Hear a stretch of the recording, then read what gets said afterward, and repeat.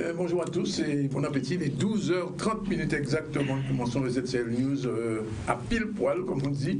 Et nous sommes avec vous au moins, ou peut-être moins que jusqu'à 14h, puisque nous avons des invités qui ne pourront peut-être pas venir, puisque vous le savez, c'est bloqué du côté de Mort-Gaillard et c'est tout à fait juste. Comme on me disait ça, ils ont raison de se révolter, puisque ces gens-là, du côté de Mort-Gaillard-Gosier, n'ont pas d'eau depuis pratiquement 2 ou 3 semaines. Et c'est inadmissible. Et donc, la route est bloquée là-bas. En tout cas, ils sont là, ils n'ont pas été bloqués. Bernard Leclerc et Albert Picot, bonjour. Picot. Bonjour. Picot, oui, c'est bien. Picot, bien sûr.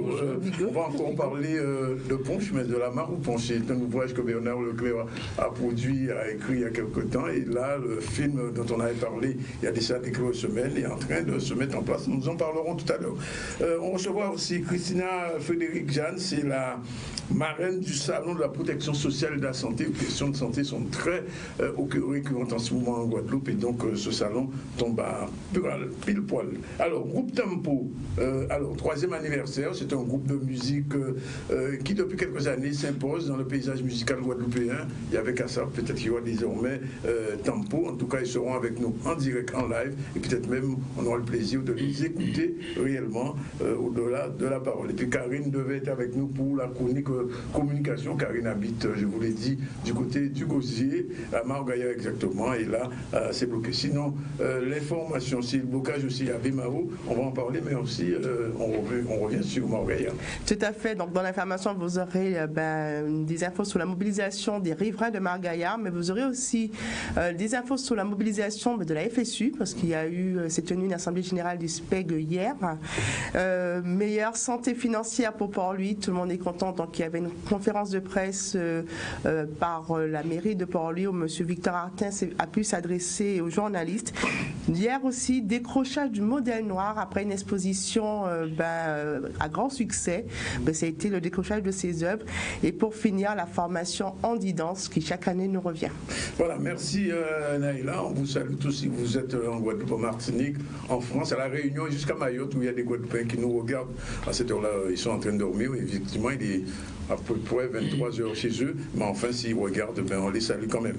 De temps en temps, ils nous font ça. Bon, alors, Bernard, merci d'être de nouveau notre client, j'ai envie de dire, puisque régulièrement, il vient. Et c'est pour nous parler un peu avec le réalisateur du film La Mare au Ponche, Albert Picot. Bonjour aussi. Bonjour. Alors, comment ça avance ? Ça avance en immersion à Marie-Galante. En immersion dans le punch ? Ah, exactement.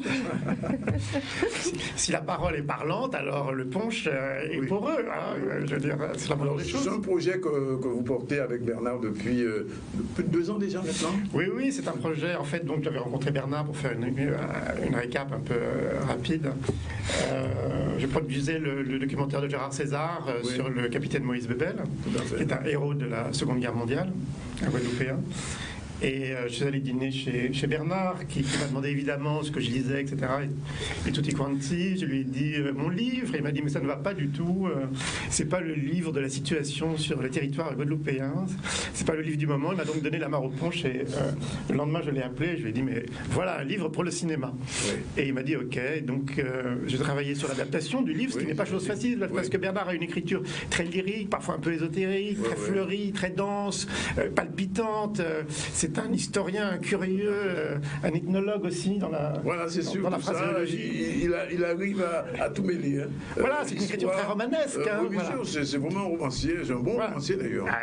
Formidable, puis il faut lire les procès de Marie-Galante, 49, ça c'est merveilleux. Alors oui, donc c'est quelqu'un qui est très habile dans la plume, et c'est pas facile quand on rentre dans l'aspect pratico-pratique, je dirais, d'une écriture, même si pour autant on la rêve, bien évidemment. Alors, j'ai beaucoup rêvé sur le scénario, mais quand je suis arrivé à Marie-Galante, il s'avère que certains décors que j'avais prévu, envisagé dans l'arborescence et la dramaturgie du scénario, et bien voilà, ça ne fonctionnait pas, pour diverses raisons.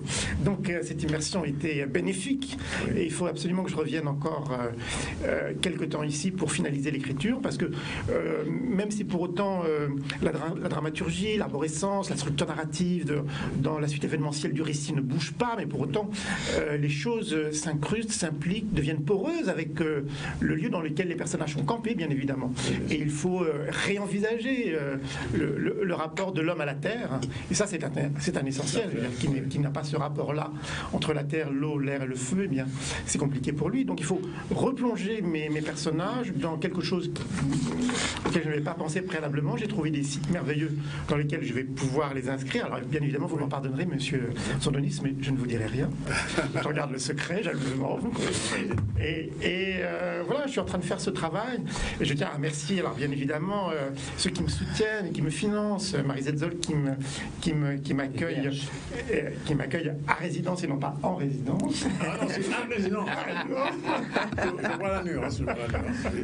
À Grandbourg. Et ça, c'est vraiment très bénéfique. Et puis évidemment, le président Chalus qui m'ont aidé au sein de la commission des affaires culturelles de la région.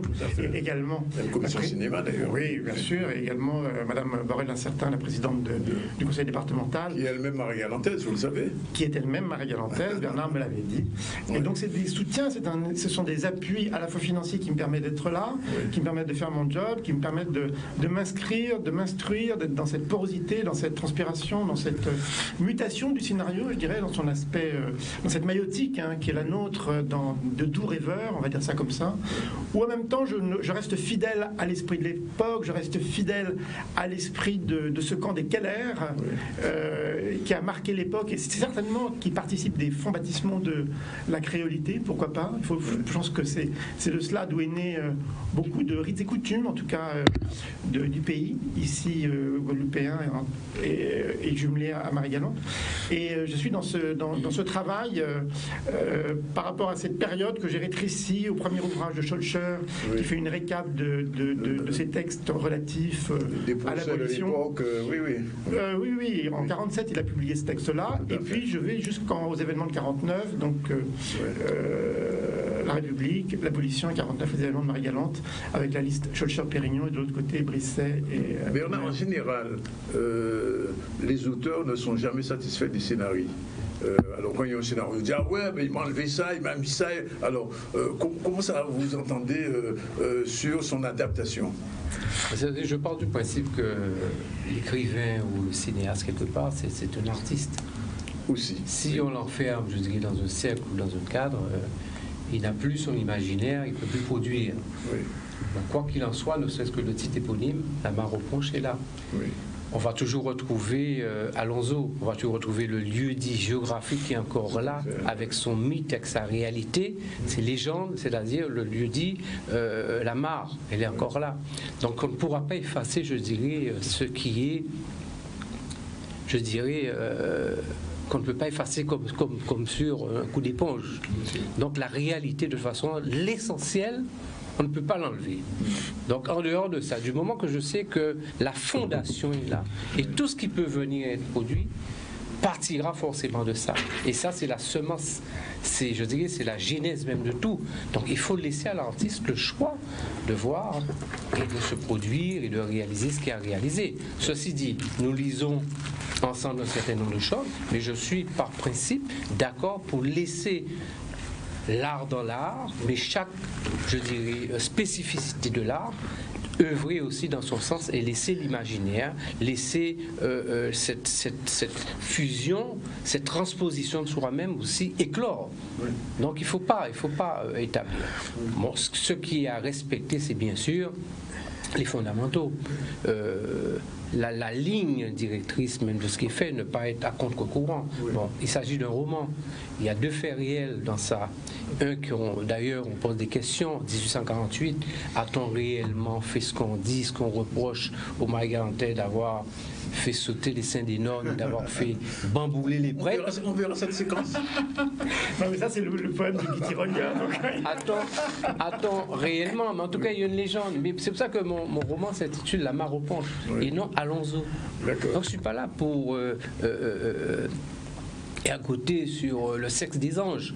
Ce n'est pas ça le but. Moi, ce qui est important, c'est qui est le Marie-Galantais d'aujourd'hui, pourquoi il est comme ça, et d'où vient ce qu'il a qui fait qu'il soit comme il est aujourd'hui. C'est ce qui est important pour moi. L'aspect est purement sociologique. Et vous avez en 1849 maintenant les premières élections donc législatives, avec le fait maintenant le procès des Margantais qui est autre chose. Donc, il ne faut pas confondre les deux faits. La légende dit qu'à l'abolition de l'esclavage, peu de temps avant, que les Margantais se sont révoltés par rapport à l'esclavage. Ils ont bien une raison. Si ça s'est fait, le marronnage a toujours existé. Pourquoi ils n'en auraient pas aussi à Marie-Galante et que des coups de coutelas seraient partis? Et pourquoi pas? Et pourquoi serais-je contre ça? Pourquoi devrais-je me dévêtir ou alors me peindre je ne sais de quelle couleur pour porter un coloriage pour satisfaire qui que ce soit? L'histoire est l'histoire. Face à l'histoire, ce n'est pas à moi de rougir, ce n'est pas à moi d'avoir peur ni d'avoir honte. Donc ce n'est pas ça, mon souci n'est pas ça. Mon souci est aujourd'hui comment du passé, comment des légendes, comment de notre histoire faire que le Guadeloupéen, le Margantais aujourd'hui puisse se regarder en face, puisse regarder l'avenir avec force, sans pour cela avec l'estime de soi et la force d'avancer. C'est ce qui est fondamental. Cela dit, c'est quelque chose de doublement historique. Mais c'est doublement historique. C'est le premier film qui va être tourné à Marie-Galante. Ça c'est historique, ça est important. Un long métrage. Un long métrage. Et deuxièmement, sur une histoire qui charrie sa légende, mais aussi son histoire. Donc c'est vraiment ce que vous faites là, c'est monumental finalement. Alors c'est une belle aventure humaine en soi déjà, de participer de cette écriture, de cette aventure, pour moi-même d'aller à la rencontre de ce qu'a écrit Bernard. Et je crois qu'il y a cette question fondatrice qui m'interroge, et qui est d'ailleurs plus ou moins dans le roman, mais que j'ai repris. Il ne s'agit pas pour moi de faire un film, style devoir de mémoire, etc. C'est pas le propos du tout, je veux dire, ce serait même un contresens. Il s'agit d'aller à la rencontre de l'histoire, d'aller se découvrir, s'y découvrir pour écrire la suite. C'est ça le truc. En plus, je crois qu'on est plus ou moins à l'orée d'une autonomie, ce qui est vraiment magnifique, je trouve, pour la Guadeloupe. Je suis venu à Marie-Galante et puis l'archipel, ça c'est merveilleux. Marie-Galante a été indépendante. Bien sûr, absolument. Dans 4 ans. On ne le sait pas assez. Et sous Victor Hugues, il y a eu rupture du pacte de l'exclusif. Il a dit, et c'est l'époque des lettres de marque avec les flibustiers et les cossins, etc. Donc c'est des périodes très intéressantes. Ce qui est intéressant dans cette histoire-là, c'est ce que vient de dire Bernard, c'est la traçabilité, c'est-à-dire, c'est un peu ce que je cherche dans mon roman, c'est-à-dire questionner, interroger cette question de liberté, quelle serait-elle? Parce que toute liberté est bien évidemment contextuelle, je l'ai déjà dit sur ce plateau, mais s'interroger aujourd'hui sur quelle est cette liberté, d'où vient-elle? C'est la raison pour laquelle je citais le camp des Keller, parce que si la créolité elle est née au-delà des travaux qu'on fait, des Luc Poulet, etc., sur proprement dit, sur la mais c'est bien né quelque part, cette question-là, ou cette identité. Eh bien, interroger cette liberté, pas celle d'une liberté parachutée par un savoir, mais c'est une chose que d'appréhender la notion d'un savoir, par exemple, je veux dire n'importe quoi, une œuvre littéraire ou autre, mais c'est une autre que de s'interroger sur sa propre parole. Vous voyez ce que je veux dire? Tout à fait. Et de plus, vous êtes obligé, tenu, je veux dire, de faire une œuvre qui s'adresse à des Guadeloupéens et aussi à des Français et au monde. C'est l'aspect, oui, vous avez raison, c'est l'aspect romanesque de la chose, bien évidemment. Moi, je garde l'esprit, c'est l'esprit et la lettre. Mais je garde l'esprit, en tout cas, et après, évidemment, je me mets à rêver, mais tout en gardant l'esprit dans lequel les choses se sont faites, en interrogeant par de la symbolique, par les outils qui sont les miens, cette question fondatrice qui est de se dire où j'ai les pieds, d'où je viens, et de m'interroger à cet égard sur cette perspective qui est face à soi. Je veux dire, si on peut toujours s'interroger en se disant est-ce que c'est nous qui allons aux choses qui nous environnent ou les choses qui nous environnent qui viennent à nous? Nous qui sommes quand même dans l'éphémère d'une vie sur la planète Terre. C'est toujours la question. Et c'est bien sûr cette question fondatrice qui est celle que j'interroge dans le scénario à travers une histoire complètement romanesque, style thriller, etc. Et tout ce que vous pouvez imaginer, mais des rebondissements, des tensions, etc. Mais il n'y a jamais de point mort, en tout cas. Et de s'interroger sur cette question proprement dite. Alors, venons-en à des questions tout à fait pratiques et concrètes. Bon, depuis 2 ans, j'ai dit, vous travaillez sur ce scénario, vous l'avez réécrit, réadapté, l'adaptation. Alors, quel va être l'agenda? Alors déjà, je suis en train de tout réadapter parce que je vous l'ai dit précédemment, au début de l'interview, les décors changent. Donc, croyez-moi, c'est un sacré boulot, c'est un sacré job, et c'est pharaonique, quoi.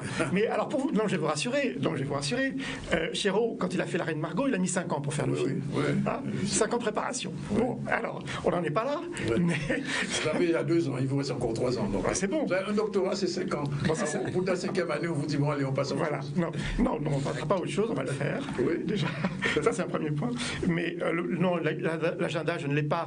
Oui. Mon seul objectif, là, pour l'instant, c'est durant cette année, j'espère pouvoir revenir et être encore en résidence à Marie-Galante et pouvoir finaliser cette écriture par rapport au décor, par rapport à mes raccords, par rapport à ce que je veux faire, qui n'est pas une petite chose, hein, parce qu'il va falloir reconstruire des cases d'Angolette, il va falloir retrouver cet esprit des camps, il va falloir retrouver cette... Et même les vêtements d'époque. Alors ça, c'est les esclaves, ça va pas être trop compliqué. Non, mais ça, c'est un énorme boulot. C'est pas trop habillé, mais pour le reste. Non, mais détrompez-vous. C'est pas qu'ils sont pas trop habillés, c'est qu'il y a des costumes. Quand vous allez au Memorial Act, il y a pas mal... Il y a des choses. Il y a un musée du vêtement ici, vous savez. Oui, j'ai su tout ça. Mais bon, il y a des infos, je veux dire, les infos, elles sont là, etc. Donc il faut les respecter. Il y aura un gros boulot à faire, mais à tout point de vue, je veux dire, à tout point de vue, quel qu'il soit. Ouais. Quel qu'il soit, il y aura un énorme travail. Mais déjà, l'énorme travail, c'est de mettre sur le papier. Oui. Hein. Et ça, croyez-moi, c'est un sacrifice. Il faut une année encore. Je dirais jusqu'à la fin de l'année, je dois rendre ma copie et mes dossiers, etc. J'ai des dossiers assez lourds à faire pour la région, le conseil départemental et pour le maire de Grand-Bourg. Donc à la fin de l'année, j'aurai rendu ma copie et je pourrai passer à l'autre étape qui est celle de la mise en chantier de la production proprement dite, c'est-à-dire de fédérer un financement autour de ce projet-là qui est coûteux, hein, faut le croire. Oui. Oui. Parce que, un détail concret, dans ce film, comment vous allez utiliser Murat? Comment je vais utiliser? Je n'utilise pas Murat. Je pose la question. Alors, Murat est cité, bien évidemment. Oui, on le voit de loin. Ni de loin ni de près, c'est cité, parce que même avec son toit actuel, c'est pas possible. Oui, il a été revu, oui. Il a été refait. Donc il y a beaucoup de monuments intéressants, mais ils sont entourés d'urbanisme où ils ont été rectifiés, arrangés entre guillemets, voilà. Donc qui respectent pas forcément les notes de l'époque. Oui. Donc c'est compliqué pour moi, je veux dire, par rapport à cela. Il n'y a qu'un seul moulin qui est opérant, même plus. Je crois que c'est à Capesterre. Hein, c'est ça Capesterre. Oui. Qui avait été réhabilité. Je me souviens. La machinerie avait été refaite, etc. Mais là, je peux pas. C'est trop entouré d'urbanisme. Je peux pas l'utiliser non plus. Donc, à la fois, il y a des éléments de décor, mais à la fois, je peux pas les utiliser parce que on est en plein 19e. Donc, encore où je fasse, c'est pas possible. Alors, voilà, il faut s'inscrire dans quelque chose de singulier, quelque chose d'étonnant, bien évidemment. On est au cinéma, mais en même temps, tenant compte de l'époque que l'on traite. Et la dramaturgie, vous travaillez. Alors, comment vous allez intégrer cette histoire dans l'histoire? Ah, mes chers monsieur des Anthony, je ne vous dirai rien. Vous ne voulez pas que je dévoile mon scénario avant l'heure, le film? J'ai rien dit. Mais on vous en a beaucoup parlé. On en a parlé autour. On est bien aux gens de relire le roman. On est plein de... Voilà. Oui. Lisez La Mare aux Ponches de Bernard. Il faudra que tu reviennes ici pour reparler du roman, uniquement, en dehors de l'Albert, simplement parler du roman. C'est toujours avec beaucoup de générosité. Comprennent. Non, mais c'est important. Mais bien sûr. Parce que généralement, quand un film sera d'une adaptation, le roman est reboosté, d'une manière générale. Ah oui, mais tu parles du roman, tu ne parles pas du scénario. Parce que Bernard lit... Non, pas du scénario, je parle du roman. Non, mais Bernard lit mes moutures. Et à chaque fois alors, le gag, c'est que chaque fois que je lui adresse une dernière mouture, je lui dis c'est la der. Oui. Et puis 3 jours après, je lui dis non, ça ne marche pas du tout. Oui. Je t'en renvoie une autre. Ne lis pas ou mets à la poubelle. Non, penche-le. Non, pas tout à fait. Non, il y en a plus que ça. Oui. Tout à fait. Non, mais c'est ça le cinéma. Non, mais pour ne pas dire, bon, je peux quand même, j'ai l'exclusivité de la lecture de ce qui est prévu, ça m'introduit dans un monde qui n'est pas le mien, qui est le cinéma, que j'adore, comme tout le monde. J'aimerais vraiment... ça va changer ton écriture? Oui, pourquoi pas. Tout à fait, parce qu'on apprend de l'autre, forcément. Il y a toujours... une exactitude, il y a toujours un plan micro ou en macro qu'on peut délaisser. À ce moment-là, c'est important de rester sur telle ou telle chose. Rester, par exemple, sur une fourmi dans 10 pages ou 30 pages, c'est pas évident, c'est pas donné à tout le monde. C'est toute une technique. Donc, ça peut aussi apporter quelque chose d'intéressant parce qu'en fait, quand l'écrivain, il est qui? Il est quoi? Il a une caméra dans la main. C'est un outil qui change, mais... Le regard de l'imaginaire et le regard du rebelle transparaît dans les deux. Parce qu'en fait, on ne peut pas dire le réel pour ce qu'il est, tangible, visible. On a toujours envie de dire plus fort ce que l'on a on veut montrer dans l'instant, on veut le crier.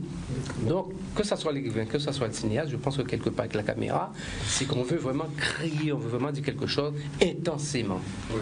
Il ne faut pas se laisser submerger par le flux, mais l'art en général, je trouve qu'il y a une fusion dans ce tout par rapport à l'individu qui a une sensibilité autre.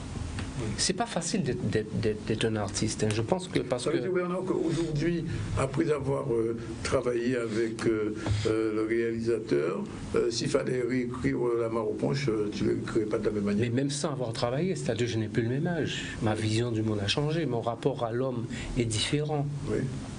Si on avait demandé à Aimé Césaire d'écrire Cahiers d'un retour au pays natal, il n'avait pas écrit à 26 ans, il n'aurait pas écrit 10 ans après de la même manière. C'est clair. On n'a pas la même vitalité, on n'a pas la même fougue, on n'a pas la même envie de tuer l'autre. On veut tuer, mais autrement, avec beaucoup plus de subtilité. Donc je veux dire que c'est quelque chose qui arrive à un moment, et puis il ne faut pas y toucher, il faut le garder. Moi, je ne relis jamais après.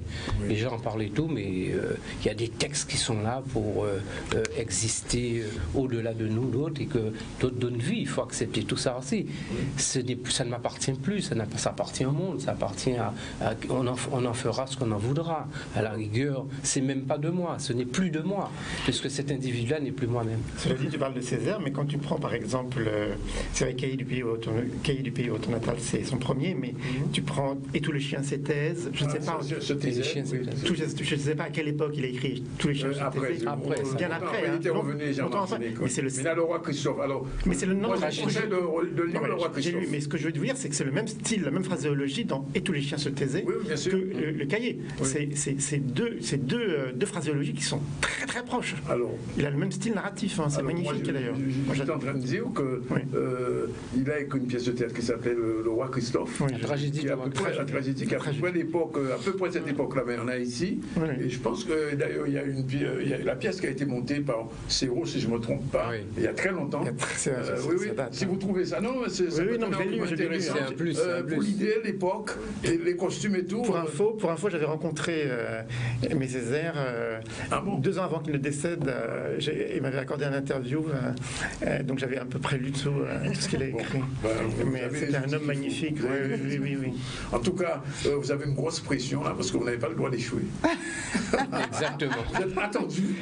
D'échouer, quand vous parlez de récif à Marie-Galante, tu énormément. Du récit, du film. La métaphore est bonne.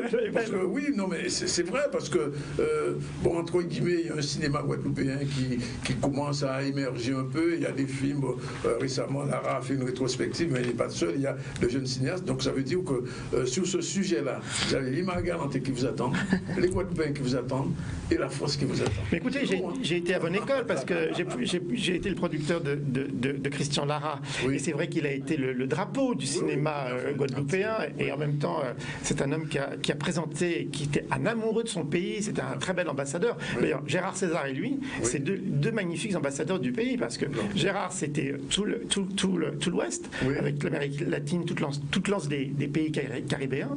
Et Lara, il a fait tout l'Est, l'Asie, etc. Il a vécu 1 an à Los Angeles aussi. Mais à eux deux, ils se sont partagés la planète et ils ont parlé de la Guadeloupe, de leur pays, de ce qui les anime. Aux Guadeloupéens qui vous regardent là, bon rendez-vous dans 2 ans, dans encore 2 ans, on regarde le film et on se souviendra de cet entretien. Mais volontiers. Et puis Bernard Leclerc, que je salue, qui me soutient, qui est positif derrière ce travail, et je le remercie infiniment, même s'il est vrai que le scénario s'échappe. Mais c'est normal, la parole s'échappe autant qu'elle peut. Quelque chose à dire? Non, ça va, il est 12h53. Bon, on a fini, on vous souhaite bon travail. Merci. Merci beaucoup. De toute façon, Bernard aussi va encore me solliciter quand vous reviendrez. Donc on vous reverra et on va suivre pas à pas, step by step, comme on dit, la progression de ce scénario et de ce film. Et puis on se donne rendez-vous dans quelques temps. 2h54, on prend la première pause. Puis on se retrouve tout à l'heure pour la suite des événements.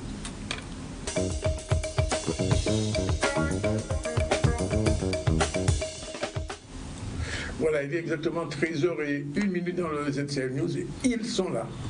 C'est le groupe Tempo en live chez nous, parce que c'est le 3e anniversaire, on va en parler dans un instant. Bonjour messieurs. Bonjour. Il faut vous décliner, on vous connaît, mais on ne vous connaît pas. Hein. C'est vrai, individuellement. Jérôme Castri, fondateur du groupe. Son habitué. Batteur. Voilà. Karim Verger, guitariste. On connaît aussi. Didier Rizzo, bassiste. On connaît aussi. Voilà. Il a chargé de comme le prod.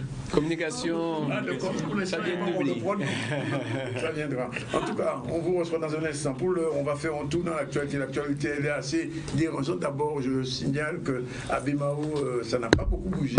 Les grévistes souhaitent, réclament une négociation avec les autorités municipales. L'autorité municipale, de son côté, dit simplement, si vous voulez qu'on négocie, il faut ouvrir les écoles. Depuis lundi, toutes les écoles de Bimao sont fermées. Il y a eu même des dégradations. On va en reparler plus tard. Pour l'instant, on part à Margaillard. Là aussi, ça chauffe. Tout à fait. La grogne des rivières de Margaillard, donc depuis hier soir, des barricades se sont dressées sur la route pour contester de leur manque d'eau. Donc, depuis le communiqué du SIAG annonçant une coupure de lundi et une reprise en 10 jours, les rivières ont tenu à manifester leur mécontentement. Reportage Michel Dupape.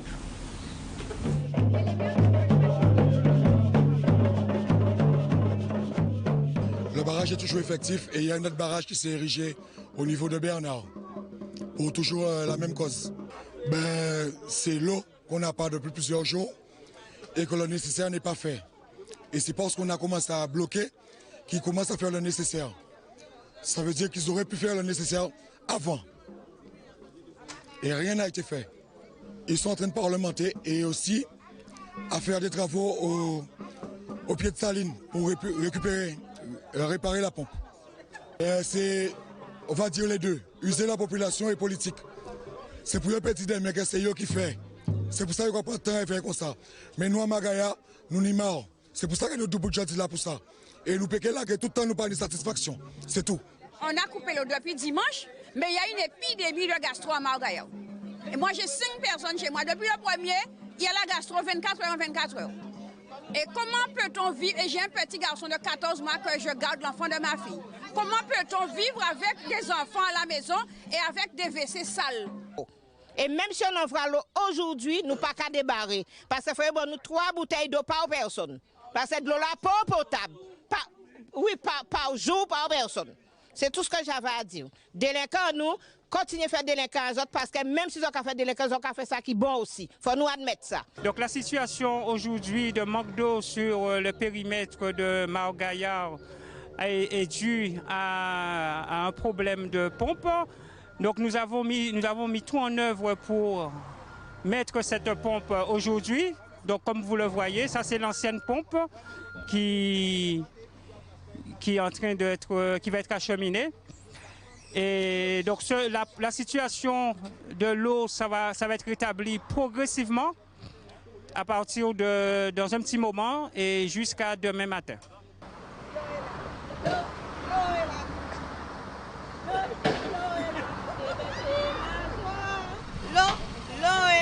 Le SIAG tient à s'excuser des gênes occasionnés par ces manques d'eau qui a duré 5 jours et nous faisons tout en sorte pour que la situation, on ne se retrouve pas dans une telle situation prochainement.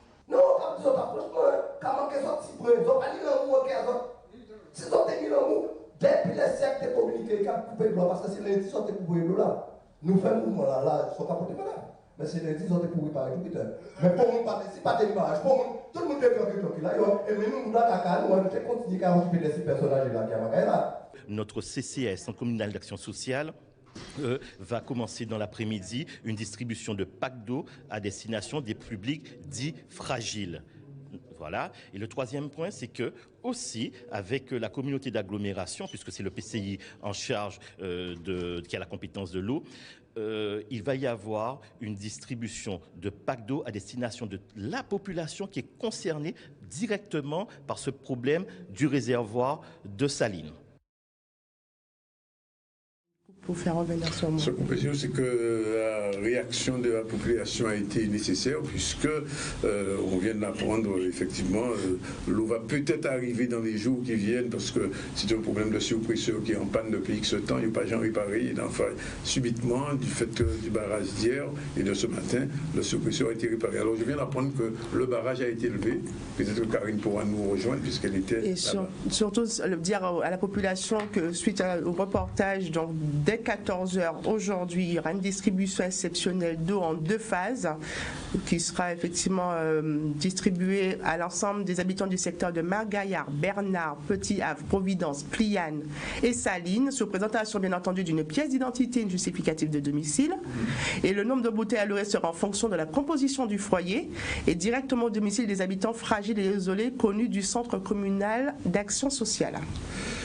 Ok, on continue l'information. Et donc, suite au mouvement de retraite, vous savez qu'en France, depuis pratiquement 36 jours, la France est pratiquement bloquée. Difficile de se déplacer en métro, en bus ou même par la SNCF. Et en Guadeloupe, le mouvement aussi commence à prendre de l'ampleur, puisque aujourd'hui, dans les écoles, il y a eu beaucoup de professeurs absents et donc d'élèves absents. Mobilisation de la FSU. Tout à fait. Il faut savoir que depuis le 5 décembre, une mobilisation du groupe vis-à-vis de cette réforme se manifeste, vu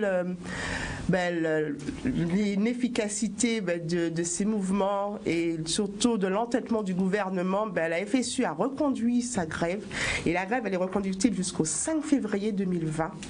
Tant que la réforme sera maintenue, il n'y aura pas d'amélioration du système existant. Il est vrai qu'au niveau de l'éducation nationale, il faut savoir que 35% des enseignants du second degré se sont mobilisés et du premier degré, 18%. Reportage Stanley Malicor. La réforme des retraites qui est proposée, c'est une réforme qui est absolument injuste, et on l'a vu, qui va malheureusement faire perdre d'énormes sommes pour tous les enseignants que nous syndiquons. Et donc on demande au gouvernement de retirer ce projet. Et donc comme il semble ne pas comprendre et être sourd à nos demandes, eh bien, nous sommes encore une fois dans la mobilisation, avec une très forte mobilisation, on peut le dire aujourd'hui en Guadeloupe. À la FSU, le syndicat majoritaire, on a appelé à la grève, on a la moitié des établissements scolaires du second degré qui sont bloqués ce matin, on a 2/3 des enseignants qui sont en grève. Dans le premier degré, c'est à peu près les mêmes chiffres, donc on peut penser que oui, c'est une très forte mobilisation et que ça concerne effectivement tout le monde, puisque on a 2/3 de collègues qui se sont mis en grève aujourd'hui. Non seulement les conditions se dégradent, puisqu'il n'y a pas que la problématique des retraites qui se pose. Aujourd'hui, dans la plupart des écoles, vous avez des épidémies de rats, vous n'avez pas d'eau dans quasiment toutes les écoles de Guadeloupe. Et puis surtout, on voit bien qu'avec les suppressions de postes, nous aurons une dégradation effectivement de nos conditions de travail, puisque nous ne serons pas en capacité de prendre en charge les enfants, et notamment les enfants les plus en difficulté. Notre territoire est abandonné par le gouvernement concernant les suppressions de postes. C'est la jeunesse qu'on abandonne de manière totalement programmée. Et ça, c'est véritablement scandaleux, puisque contrairement à ce que dit le recteur, les effectifs ne baissent pas dans le second degré. Et malheureusement, on supprime plein de postes dans le premier et dans le second degré. Nous avons peu d'espoir de voir avec le nouveau système de retraite qu'on veut mettre en place, de voir effectivement la possibilité de vivre une retraite décente, puisque nos pensions vont diminuer et diminuer de façon très forte. Nous ne voulons pas de ce système à points parce qu'il réduit tout simplement en peau de chagrin nos pensions. Nous ne voulons pas de ce système parce qu'il va notamment mettre en grande difficulté les femmes et les personnes qui ont eu des carrières hachées. Et nous ne voulons pas de ce système tout simplement parce qu'il ne permet pas l'équité et surtout une forme de transparence dans ce que nous allons percevoir bientôt, puisque nous n'avons aucune possibilité avec les données actuelles de savoir avec quel niveau de pension nous partirons à la retraite. Oui, je pense que nous serons reçus. De toutes les façons, nous savons pertinemment que ce n'est pas au rectorat que les choses vont se mettre en place, mais il est important que l'ensemble des représentants du gouvernement sur la Guadeloupe puisse transmettre effectivement notre volonté à nous, organisations syndicales, mais surtout plus globalement notre volonté à tous nous, les fonctionnaires, de ne pas voir appliquer cette réforme. Et surtout, s'il y a effectivement une réforme à faire, c'est notre système par répartition qu'il faut améliorer pour permettre à ceux qui auront des petites pensions de voir ces petites pensions revalorisées. Voilà, 13h11. L'année dernière, à la même époque à peu près, ils étaient là. C'était le 2e anniversaire. Ils seront là l'année prochaine, ce sera le 4e. Dans 40 ans, ils seront encore là. Ils seront le 40e. Bonjour Tempo. Bonjour. Alors, on dit que vous êtes le Kassav des années 2000. Non, c'est pas possible. C'est pas possible. Non, je ne pense pas. Le Kassav, ils ont fait quelque chose qui est remarquable, qui est extraordinaire. Oui. La carrière de Kassav, c'est. Non, mais ceux qui ont vécu. Oui, ils ont tenu déjà 40 ans, mais ceux qui ont vécu une composition. Non, c'est pas ce qu'on est en train de dire, mais faut pas comparer, quoi.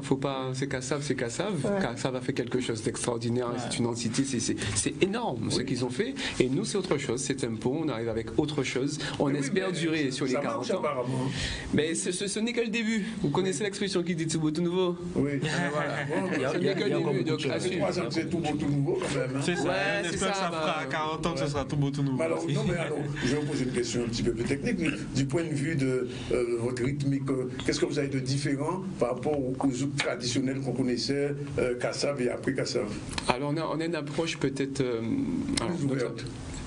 plus ouverte, mais aussi on a un certain sérieux qu'on a perdu ou qu'on n'a peut-être pas en Guadeloupe. Oui. Enfin, moi, je vais parler pour la Guadeloupe. Plus ou peut-être pas, je ne sais pas. Non, parce que les orchestres traditionnels fonctionnaient bien, les aiglons, typicales, tout ça. Mais ils fonctionnent toujours.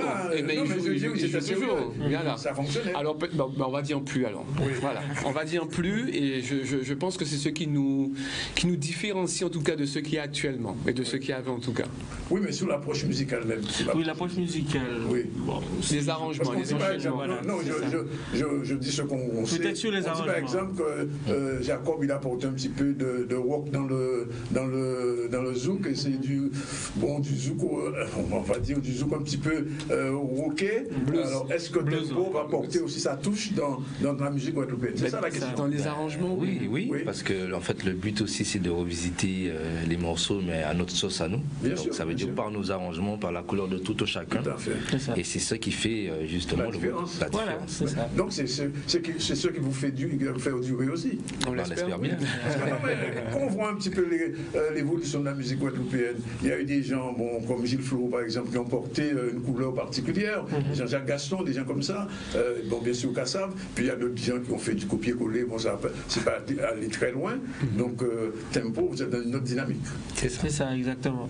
Et on a chacun notre identité musicale, si je peux dire ça comme ça. Oui. Je parle dans notre jeu, de notre manière d'aborder le zouk et la musique qu'on fait.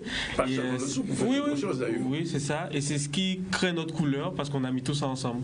Oui. Voilà. Et donc, après demain, ça va être quoi alors? Le répertoire. Alors, le répertoire après demain. Dites ça aux gens, les gens qui vous rejoignent. Ça va être toujours du zouk. Hein. Parce que vous avez fait les 40 ans avec Génération. Ça veut dire que vous êtes quand même dans le tempo. Alors déjà, on aura 3 invités. Oui. Donc c'est sûr qu'il y aura leur musique, évidemment. On peut savoir qui? Bien sûr. Oui. Il y aura Eric Virgal, Dominique Coco et Léla Chico. Waouh, d'accord. Voilà. Donc au moins là, on est sûr d'avoir un panel assez large. On a bien entendu 3 ans, ça se fait 3 ans, 3 artistes, pourquoi pas. C'est le petit clin d'œil qu'on fait, 3 heures de show certainement aussi. Alors tu dis 3-3-3.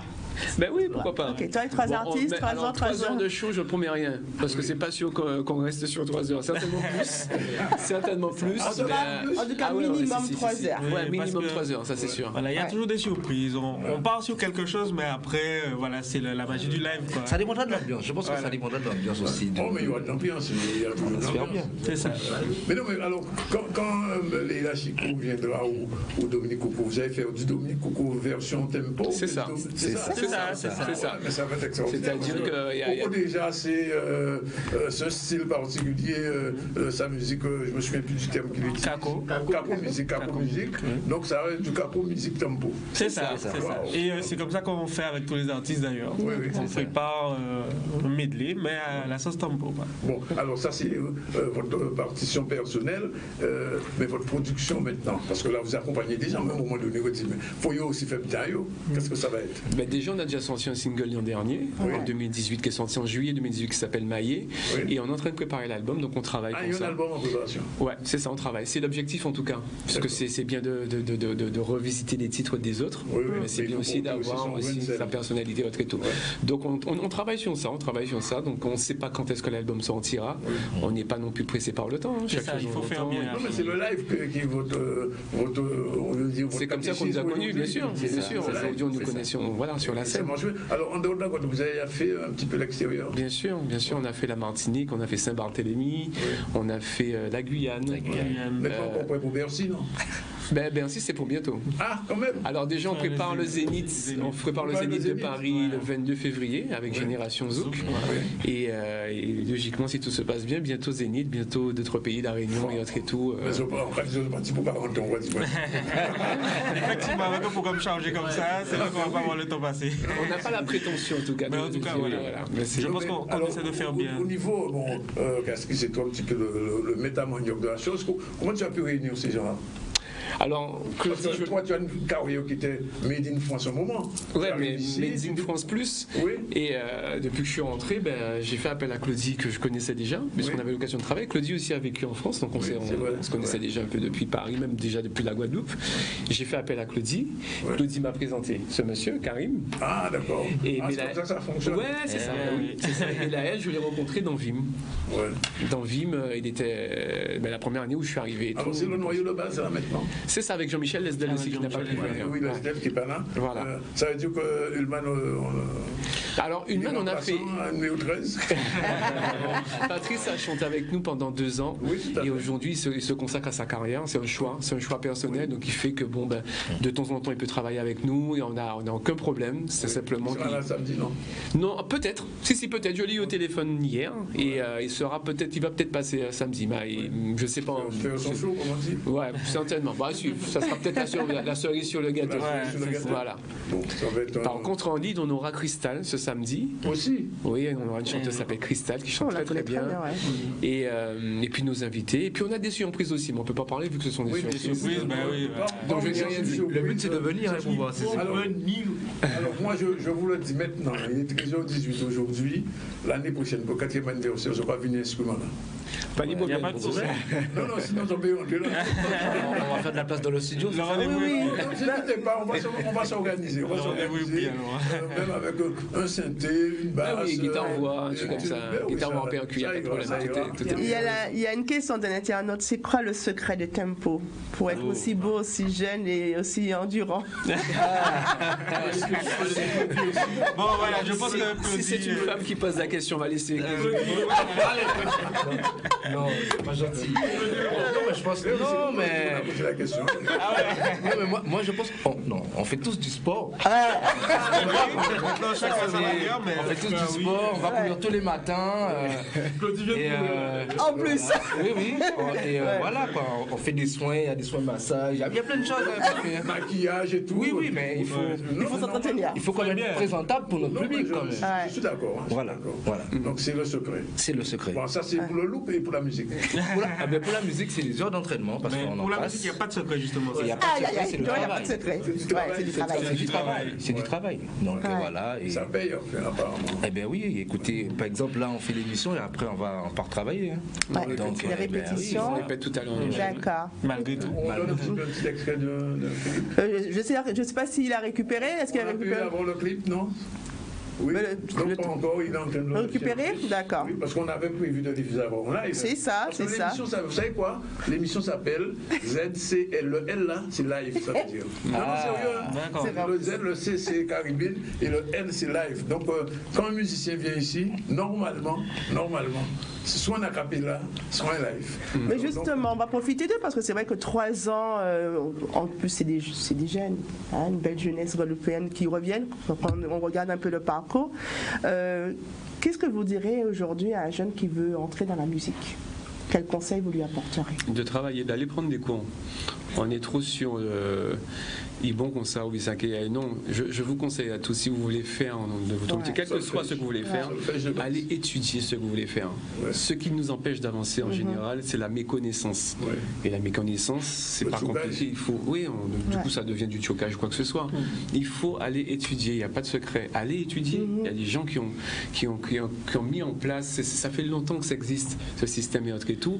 Et je sais pas pourquoi on veut faire par nos propres moyens. Ou des fois, on n'a pas les moyens d'aller étudier. Mais aujourd'hui, on a Internet. Internet. Il y a pleine, ou bien appelez, venez nous voir, parlez, discutons, allez chercher l'information. Cultiver Berkeley en ce moment. Pardon? Il y a des jeunes qui se forment à Berkeley. Oui, pas qu'à Berkeley, un peu partout. Comment il s'appelle? De la Viso, par exemple. C'est vrai que c'est dommage qu'il ne soit pas venu, mais c'est vrai que Jean-Michel fait un super travail avec les enfants.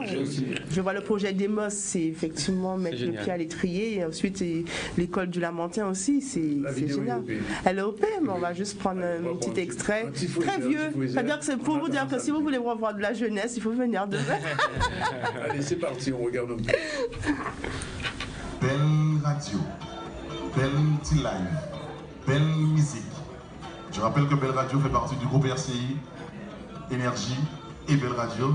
Ce soir, pour la première, on a décidé de vous offrir un super cadeau. Est-ce que vous connaissez le nom du groupe?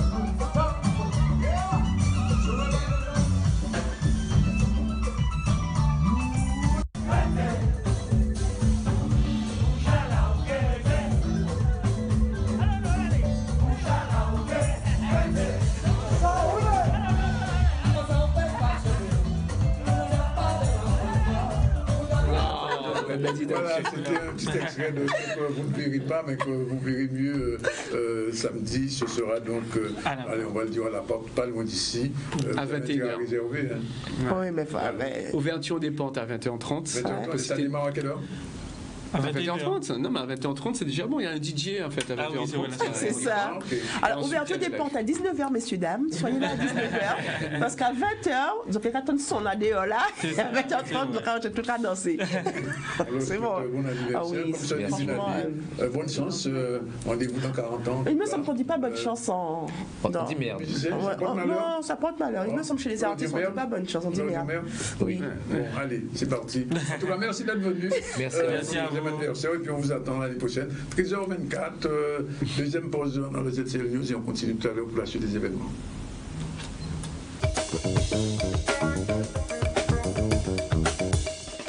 Mais bon, ça... Voilà, il est 13h32 dans le ZCL News et donc deuxième partie. Et on va recevoir donc deux personnes, deux dames d'ailleurs.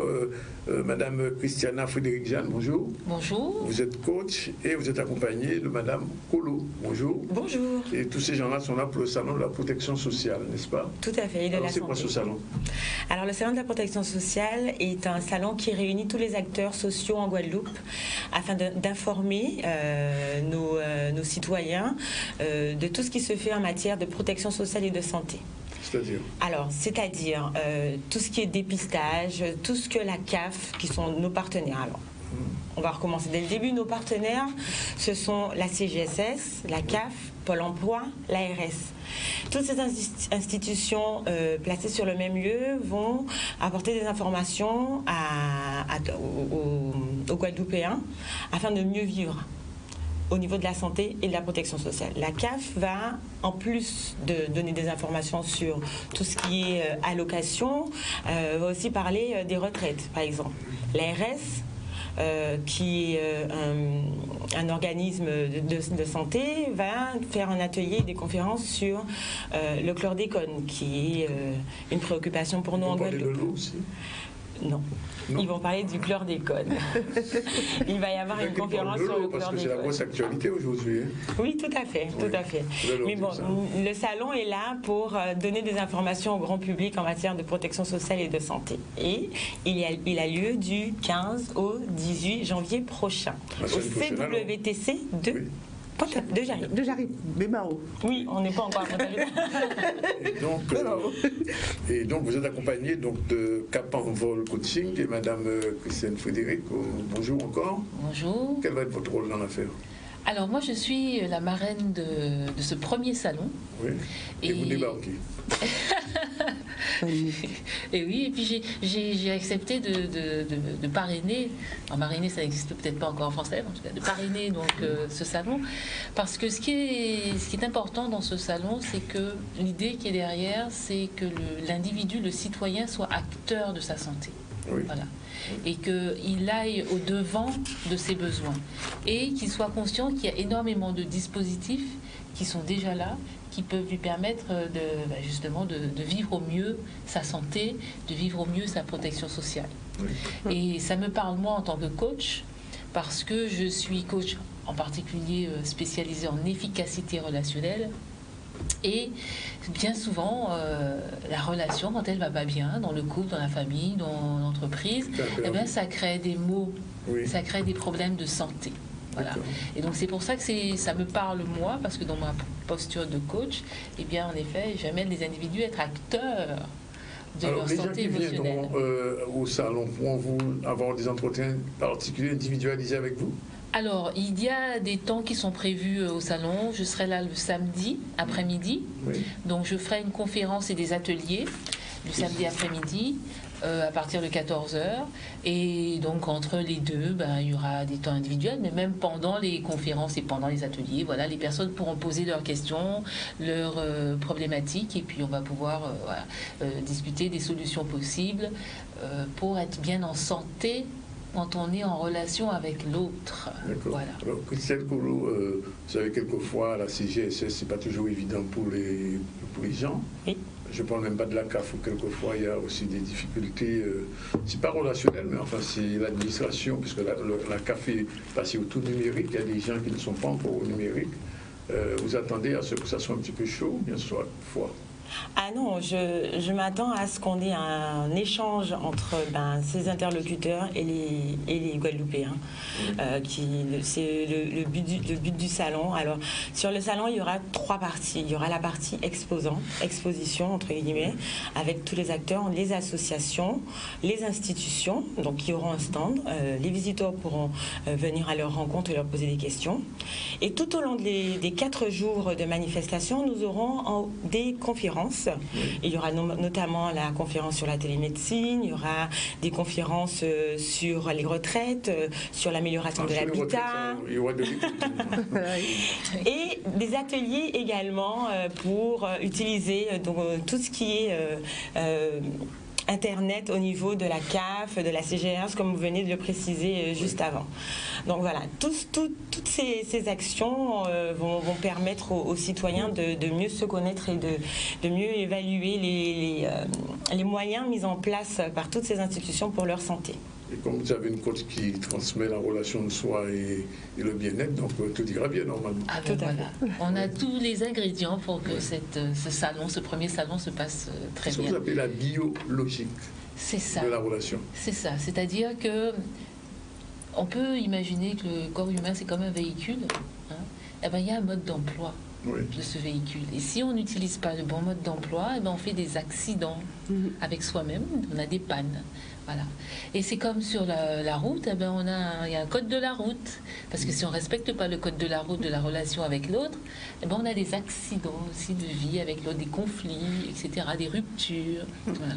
Donc, la thématique que je vais aborder, c'est une des thématiques du salon, c'est tout ce qui concerne la qualité de vie au travail, mais aussi avec les autres humains, donc c'est aussi dans la vie personnelle. Et la biologie, il y a une vraie logique humaine en fait. Oui. C'est pas une logique mathématique, parce que si on aborde l'humain d'un point de vue logique mathématique, on se dit mais il a un problème, ça va pas, on se tape la tête contre un mur. Mais si on l'aborde de façon logique, mais en tenant compte d'une logique du vivant, parce que le corps humain il cherche à rester en vie en permanence, à être en santé, c'est beaucoup plus clair en fait. Et on peut bien fonctionner en santé d'abord avec soi et avec l'autre. Et éviter un certain nombre de maladies qui traduisent en fait des maladies, qui traduisent que le corps nous dit que là, il n'y a pas assez d'huile, il n'y a pas assez d'essence, voilà, la roue n'est pas assez gonflée. Et c'est pour ça que ma roue, elle éclate. C'est pour ça que j'ai une panne sèche. Voilà, on va essayer de traiter un peu en amont pour être en bonne santé et avoir à éviter à traiter des maladies. On prend mot et on prend donc rendez-vous à partir du 15, c'est ça? À partir du 15. Alors ce qui est important aussi à savoir, c'est que nous aurons le camion de collecte de sang de l'EFS qui sera présent sur site le mercredi 15, donc de 9h30 à 14h30. Donc vous pourrez venir donner votre sang à M. Tandrounis. Oui, c'est nécessaire. Voilà, c'est nécessaire. Et puis on a le samedi après-midi des ateliers pour enfants avec notamment Monsieur Pacman qui proposera du graphe aux enfants. Donc c'est un salon vraiment qui est ouvert à tous. Vous pouvez venir en famille et surtout il est gratuit. Ouais. Voilà, il est gratuit. Donc n'hésitez pas à venir vous informer, à venir rencontrer les acteurs sociaux. Un salon qui est fait en partenariat avec le conseil départemental, la CGSS, la CAF, la RS, la CGRR. Pôle emploi sera présent et organisera un job dating sur ce salon. Donc n'hésitez pas à venir du 15 au 18 au CWTC de Jarry. Voilà. Bon, la question que justement, juste poser une toute dernière question, c'est par rapport à j'ai vu, c'était le mot d'ordre pour ce salon, c'était comment dire, l'autonomie. Oui. L'autonomie des personnes justement prises en charge.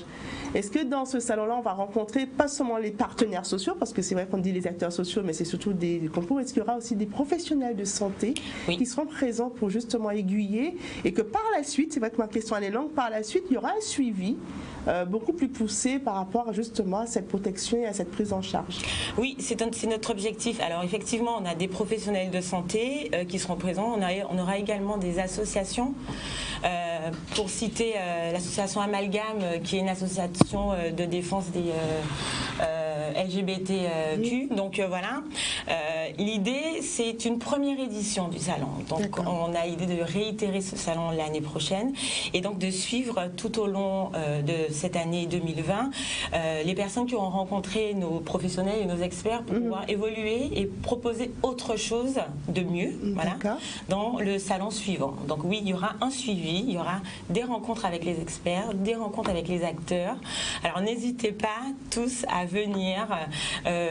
Les horaires, c'est de 9h tout à fait. De 9h à 19h, donc du mercredi au vendredi. Le samedi, on va jusqu'à 20h. Donc on a une amplitude horaire qui est très large pour permettre à tout le monde de venir en sortant du travail et à la pause méridionale. Donc n'hésitez pas, venez tous et venez avec vos enfants bien sûr, puisque il y a des activités prévues pour eux également. Vous avez parlé de conférences. Quel type de conférences justement que la population va retrouver? C'est vrai qu'on parle de CAF ou ARS, on se dit mais quelle conférence qu'on va... Ah oui, alors je ramené mon planning. Oui. Alors par exemple le mercredi, on a une conférence avec la CAF sur le numérique et le service public, comme en parlait M. Zandronis tout à l'heure. La région Guadeloupe sur la formation des métiers de la santé, ça c'est pour les conférences. La CGSS propose le mercredi la télémédecine. On a des ateliers ce même jour avec Pôle emploi pour mieux se connaître, pour mieux ensuite se définir son projet professionnel. Donc ça c'est le mercredi. Le jeudi, on a l'IREPS et l'ARS qui vont faire une conférence sur l'accès au droit à travers le numérique. L'accessibilité des textes de production, la région Guadeloupe sur le SIMGUA. D'accord. La CGSS et Pôle emploi ensemble vont faire une conférence sur les reprises d'activité. On va également avoir des ateliers avec Amalgame dont je vous parlais tout à l'heure. Donc voilà, on en a plus d'une cinquantaine entre conférences et ateliers sur les 4 jours et vraiment de 9h à 18h, on a des ateliers et les conférences qui s'enchaînent. D'accord. Il n'y a pas de l'animation. Non. En plus de l'animation qui est prévue sur le salon lui-même. Donc les conférences se feront dans les salles à l'étage du CWTC et puis les ateliers au niveau même du salon. On peut avoir le planning sur le site. Alors oui, alors nous avons la page Facebook protection du Salon Protection Sociale et de la Santé, sur lequel on pourra retrouver toutes les informations.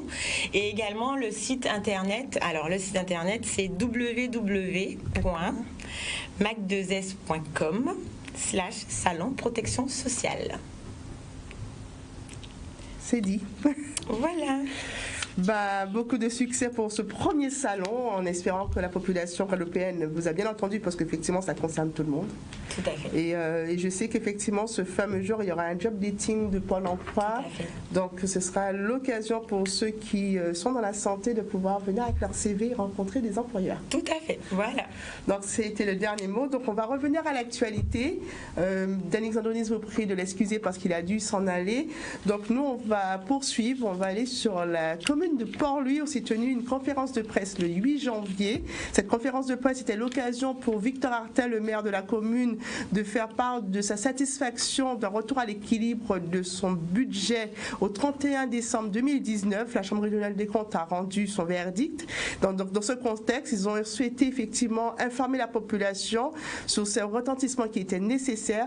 Reportage tout de suite.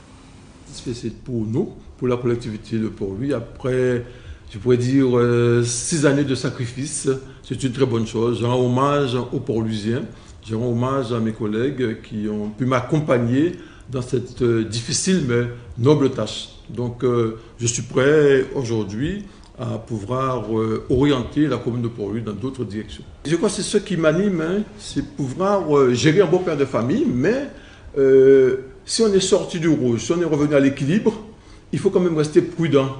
Il faut quand même faire, comme je dirais, mieux et ne pas dépenser n'importe comment et faire n'importe quoi. Je crois que c'est une leçon que j'ai apprise, je disais, de Feu Charles Edwige. Et aujourd'hui, il me plaît de mettre en application effectivement ces vertus que j'ai apprises et qui, je crois, doivent faire l'honneur à la commune de Port-Louis, mais aussi la fierté des Port-Louisiens. Parce que quand on est rigoureux, quand on est méthodique, quand on est pragmatique, et bien évidemment, on a des résultats. On a obtenu ces résultats, je l'ai dit, parce qu'il fallait augmenter les impôts. Le préfet nous avait exigé que ce soit plus de 50%. Après négociation, je dis, tiens, on a augmenté sur 3 années, en 2015, 2016 et 2017. Il n'y a pas eu d'augmentation ni en 2018, ni en 2019. Et aujourd'hui, je l'ai dit, je prends l'engagement de baisser s'il faut pour être dans la moyenne départementale. Donc, c'est un objectif qu'on se fixe aujourd'hui. Donc on va revenir, on va parler du décrochage du modèle noir. Il faut savoir qu'une exposition temporaire de ce modèle noir a été pendant toute une année organisée au Mémorial Lac, l'occasion pour la région de pouvoir montrer la satisfaction montrer la satisfaction de tout un chacun de l'exposition, du passage sur le mémorial par rapport à cette exposition. Reportage tout de suite. Aujourd'hui, nous sommes là pour voir un peu comment s'emballer les œuvres, parce que c'est le départ. Je dirais que nous sommes vraiment très très satisfaits de cette exposition qui a eu un énorme succès, plus que ce que nous espérions. Et nous sommes un peu tristes de le voir partir parce qu'il y a d'autres personnes qui voulaient le voir. Vous avez vu un peu l'affluence qu'il y a eu ces derniers jours. L'heure est arrivée, il faut effectivement s'en rendre à l'évidence. Alors un succès qui a été grandissant, en réalité c'est l'exposition, ça a été très très timide au début, mais les gens se sont venus aussi les uns encouragés par les autres, et puis on a eu cette offre du MACT à 5 € en décembre, donc un vrai succès qui a abouti à une fréquentation supérieure à 39 000 visiteurs, on est presque à 40 000 visiteurs sur cette période entre le mi-septembre et le 5 janvier, la clôture définitive de l'exposition, ce qui représente 2 fois la fréquentation qui avait été celle de Zoo Humain en 6 mois. Donc en 3 mois, on a fait 2 fois plus de visiteurs que Zoo Humain en 6 mois. Donc oui, je crois que ce succès est dû à la surprise, à la découverte d'une autre part de notre histoire, et tout cela par des peintures d'une qualité exceptionnelle. Ce que nous souhaiterons, c'est par la suite continuer à offrir aux Guadeloupéens, aux touristes, à notre jeunesse, de telles expositions, et de manière à ce que nous fassions vraiment vivre ce Mémorial Act qui est vraiment un lieu pour cela aujourd'hui. Nous nous sommes battus pour passer en établissement public. Aujourd'hui, un conseil d'administration présidé par Georges Bouédan et son vice-président M. Nelson, une équipe avec la directrice que nous avons dernièrement recrutée, Mme Resson, qui fait du bon travail. Là, nous continuerons à faire vivre ce mémorial-là et nous espérons aller encore plus loin, mais nous sommes vraiment très très satisfaits de cette exposition. L'idée est qu'en 2020, on travaille beaucoup sur l'exposition permanente, qu'on vous propose en gros une surprise chaque mois et l'exposition plus historique en fin d'année parce qu'il nous faut du temps pour la préparer. On est obligé de relever le flambeau qui nous est passé là avec le modèle noir et arriver à vous proposer des œuvres d'une grande qualité aussi avec un discours tout à fait intéressant sur notre histoire et nos sociétés. Nous allons parler danse, effectivement. Danse particulière, c'est la formation Handi-Danse. Il faut savoir que chaque année, chaque personne, cette formation, elle est mise à disposition des personnes qui traversent des mouvements de danse, personnes handicapées, pour justement montrer qu'il n'y a pas de frein justement à la pratique de cette danse. Reportage Olivier Delis. On va y aller. 5, 6, 7, marchez. Et 1, 2, 3, ferme, 4, droite, 5, 6, gauche, 7, 8, marche encore. C'est la toute première formation que nous organisons en Guadeloupe, mais pour le territoire Antilles-Guyane. Donc la Martinique ainsi que la Guyane, pour les prochaines sessions, seront avec nous. Cette formation, c'est une formation du premier degré. C'est option déficience intellectuelle, mentale et autiste. Nous travaillons avec des initiateurs d'expression corporelle, donc c'est comme je disais, le premier niveau pour des amateurs de la danse ou éducateurs spécialisés ou personnels travaillant dans les structures. Ça fait 27 ans que cette pratique existe et c'est vrai qu'il y avait tout à faire au niveau des DOM. Donc c'est vrai que c'est un honneur pour moi de poser cette première pierre en Guadeloupe, cette terre magnifique, et il y a tout à faire. Réellement, il faut sensibiliser tout le personnel de structures spécialisées, les animateurs, les professionnels de la danse pour qu'ils puissent se former et avoir une pratique vraiment sérieuse pour permettre justement la protection de ces personnes en situation de handicap, pas de mise en danger par rapport à la pratique de la danse et favoriser l'autonomie et surtout la valorisation de ces personnes. Donc je pose la première pierre, mais à l'heure d'aujourd'hui, Marie-Vonne Herdan-Nicolas se forme à mes côtés pour être formatrice parce qu'on ne s'improvise pas du tout formatrice et de ce fait, je suis heureuse que le relais puisse se faire donc en Guadeloupe et donc pour les Antilles et la Guyane. Alors l'activité Handi-Danse, c'est tout simplement une activité à part entière, comme si on proposait à une personne valide d'aller en cours de danse. Sauf que cette pratique, elle est adaptée. Il y a une méthode AVIO qui est utilisée pour permettre justement la sécurité auprès des danseurs, mais aussi vraiment avoir le résultat de bonheur et d'apprentissage complet. Le 30, nous avons le stage régional Handi-Danse, où nous accueillons toutes les personnes en situation de handicap pour pouvoir danser gracieusement. C'est un grand moment de partage et de bien-être et de valorisation. Et puis le 31, nous avons la rencontre régionale Handi-Danse. Donc c'est la fédération qui organise cela en partenariat avec une organisation américaine qui se nomme Handi-Danse World, car nous procédons à l'ouverture officielle de cette organisation caritative Handi-Danse World. Voilà, pour remplacer ce grand show qui deviendra l'année prochaine une rencontre et concours qui n'avait pas lieu à l'heure d'aujourd'hui. Avant, ça a toujours été une rencontre. Mais cette fois-ci, il y a le concours en plus. Donc ça veut dire qu'il va y avoir des prix, donc des médaillés d'or, d'argent et de bronze. Donc c'est une très grande première et ça va être un événement fabuleux et incontournable pour la Guadeloupe, les Antilles et la Guyane, bien sûr. Alors rendez-vous le 31 mars. Très belle initiative. Donc, on arrive à la fin de ce journal. Il est 2h52. Donc, nous avons reçu comme invité en première partie Bernard Leclerc et Albert Pigot, cinéastes qui, justement, réalisent le film du livre de Bernard Leclerc, La mare aux punches. En deuxième partie, le groupe Tempo, au complet, était présent sur ce plateau pour vous annoncer son 3e anniversaire qui aura lieu ce samedi à l'appart, en Guadeloupe. Et pour finir, nous avons eu Christelle Collot et Christiana Frédéric Jeanne pour le salon de la protection sociale et de la santé qui aura lieu du 15 au 18 janvier de ce mois 2018 au WTC à Jarry. Pour toute information, pour ceux qui n'ont pas eu le temps de noter, c'est www.mac2s.com/salon de la protection sociale et de la santé. Donc, nous avons eu en sujet, bien entendu, la mobilisation des riverains de Margaillard par manque d'eau, une manifestation qui a débuté, mobilisation qui a commencé depuis hier soir, à savoir qu'ils ont été entendus, des distributions d'eau vont se faire dès 14h30 ce jour, et justement le SIAG a, comme on dit, poté Monève, donc il y aura le retour de l'eau dans les robinets incessamment sous peu. Mobilisation aussi de la FSU suite à la réforme des retraites, ça continue. Il faut savoir que la grève elle est reconductible et limitée jusqu'au 5 février 2020.